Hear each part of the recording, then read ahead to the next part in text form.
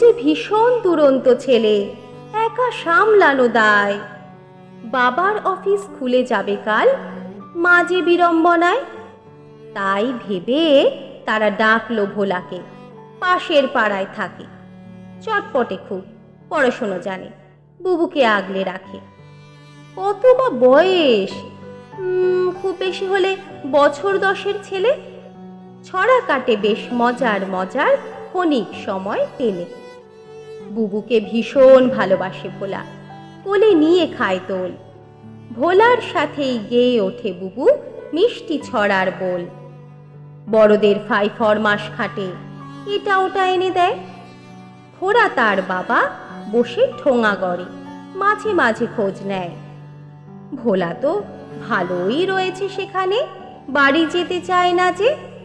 খায় দায় ঘোরে, আনন্দ করে, মন থাকে তার কাজে। এদিকে বাড়ির কত যে জিনিস একে একে হলো হাওয়া। অনেক করেও রূপোর কলম গেল না যে খুঁজে পাওয়া। তারও পরে চাবি, বহু দামি ঘড়ি মেলে না করি হিসেবে। কাকু রেগে বলে, তুই ছাড়া ভোলা আর কে বা হাত দেবে। ভোলা ভেঙে পড়ে, ফিরে যায় ঘরে, কেঁদে ওঠে তার প্রাণ। বাবা বলে, আর পাঠাবো না তোকে, খাটো করে নিজ মান। এক পায়ে খাটি, কারুর জিনিসে দিইনি কখনো হাত। তোকেও তো ভোলা সেই শিক্ষায় দিয়েছি যেদিন রাত। বসার ঘরেতে মাটির ঘোড়াটা কত কাল টিভি পাশে। উদর মুন্ডু লেজের দিকটা খোলা যায় অনায়াসে। খেলছিল বুবু ঘোড়া নিয়ে সাঁঝে, হঠাৎ উঠল কেঁদে।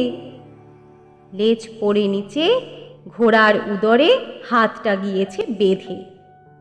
মা বাবা নিমেষে ছুটে এসে কাছে হাতটাকে টেনে ধরে।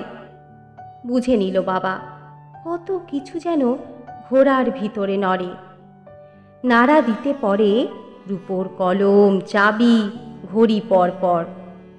অবিশ্বাসের পাহাড় এবার কেঁপে ওঠে থরথর। বিস্ময় চোখে প্রাণটা তখন করে ওঠে আনচান।